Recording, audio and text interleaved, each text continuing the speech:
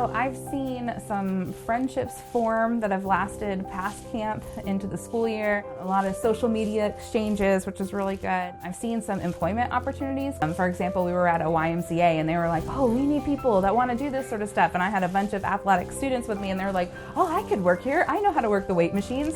And so having those kind of opportunities where they're already experiencing it without the pressure of an interview or the application yet, just being given that opportunity is really cool. I see a lot of growth. In just 2 weeks, I see students who are increasing their social skills. I see students who are learning what jobs are and how to find jobs.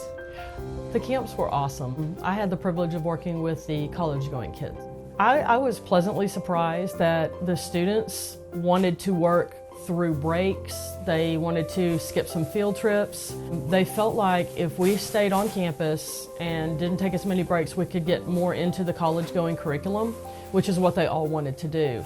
Some of them were disappointed they couldn't take their binders home overnight so that they could look ahead at what we were doing. Sometimes we work really hard and we think really hard and we do lots of paperwork and it's not always the most fun thing to do, right? But sometimes at camp, it's all about having fun. It was fun to spend the first few days getting to know who they were and kind of the atmosphere of what that group brought, and we would adjust to who they were and what their needs were. Things that people believe about students with learning disabilities. Okay, what is learning? Oh, Thomas! Way to go, Thomas! So I had some girls that were not quite at the level of being ready to do this camp and then get employment. And so when the camp ended, the mom of this one young girl sent me a message and said, oh my gosh, my daughter is coming home. She's speaking in full sentences. She's able to tell me what she learned that day, what she needs for the next day, that she's coming home and able to articulate what she learned for one of the first times. I mean, that's pretty great. And I'm the Director of Parks and Recreation for the City of Taylor. You've got to chalk the white lines for the batter's boxes and the foul lines, and just make sure that the fields are in safe enough condition so that somebody out there playing will not get hurt. And these were guys that, you know, his parents told me they don't have a lot of friends, and so they're really hoping that they would meet some people, and they sure did. Kids that I was meeting for the first time, and by the end of 2 weeks, there was such an incredible bond that was established just between kids that didn't know each other and all of the coordinator facilitators, and watching the growth that happened. I felt like they matured in 2 weeks based on the things that we were working with. It's wonderful. So we use it for the bathrooms. I like the camp. It's good. Like, you make new friends, but you also get to go out. If they say like what you're interested in, it could be anything. I learned how you can find different jobs by going around outside of town. They took us on a tour, and there's like these big machines, how they make the magazines. There's 2 newspapers that you see here. So and it cuts it, and you have color, even color on the inside. Quite brutal, okay? Anybody else agree with that, or does anybody else see that in the news? In the United States, there's roughly 720,000 law enforcement officers. I didn't know really where at all to look for jobs or what to do. Really easy to decide what kind of job I want if I know more about it. Yeah, I like going to all these new places and do. Baseball field down to the water tower. That's all ISD property. That's a lot. Yeah. So the big mowers, especially some of the larger ones like the Kubotas, help us with that. Or we have what we call the shredder attached to the tractor there.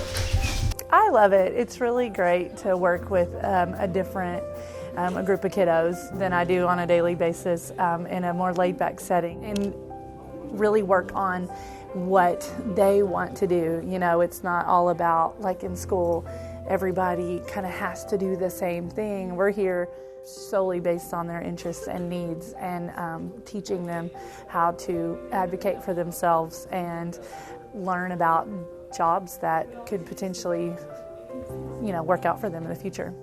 They did make friends. It's been really interesting. We started out as teachers' aides, and I tell you what, when I started 22 years ago, I didn't even know how to turn on a computer. Our heart is here for your kids, and we want them to see growth and let them see how excited we are about the camp and that their kids are there. So we're in Abilene, Texas. We were going on a site visit. We're in this big old Suburban with all these boys on the autism spectrum. I was driving this big, huge car, and it held all the boys that were at the camp. And one of the boys, though, was blind. They were talking about movies, and he said something about a movie that he went to, and one of the guys said, "Do you mind me asking you, how do you go to a movie, if you can't see it?" So he told him what he gets out of going to the movies and how he listens and what it means to him to get to go to the theater. And he said, you can ask me any question about my disability. I don't mind answering it. Sometimes I'm the first person that someone has ever met who's blind. And so another kid turns around and says, "Well, I have autism, and you can ask me anything about autism. I don't mind." And another guy that was sitting in the front seat with me turned around and looked at them, and he goes, "Well, I'm on the spectrum too, and you can talk to me." And so it just got this really great conversation going about how their autism kind of presents itself, what their challenges are, things that they had in common.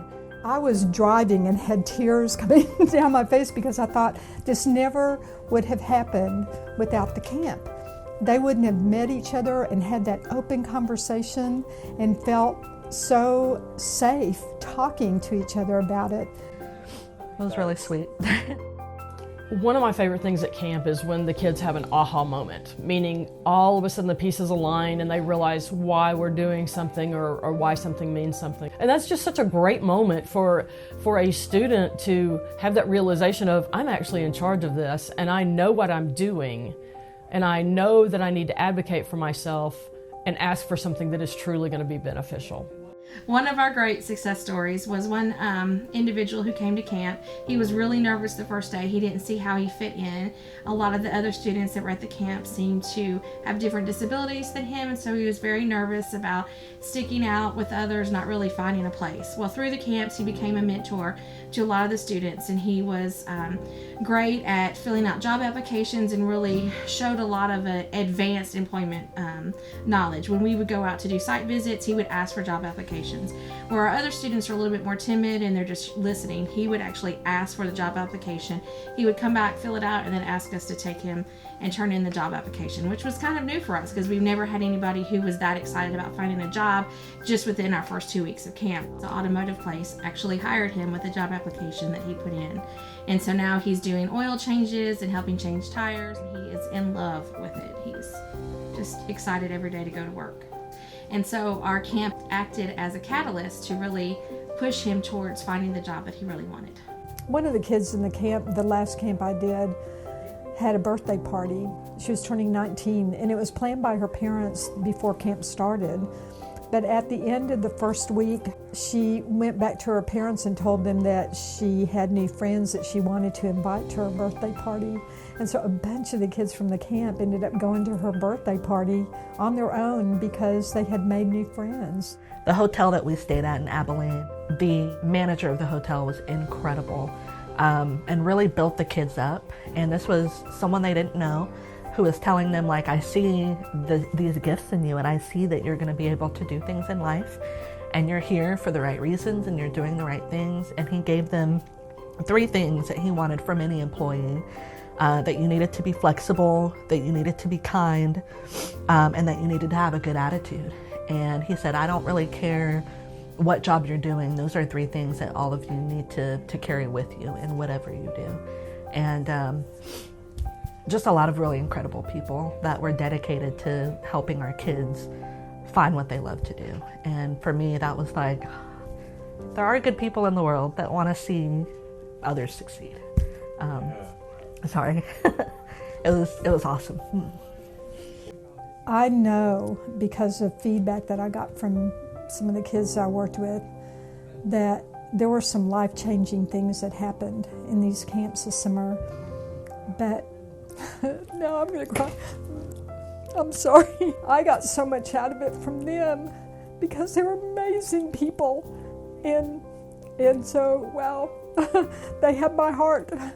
It was such an incredible experience. I love Bloom. It's a great place for employees like myself. It's also a great place for clients to come, and they really work on being innovative and adapting their services to what is needed in the community and what's needed at this time for individuals with any sort of disability that are seeking employment and just want to follow a career.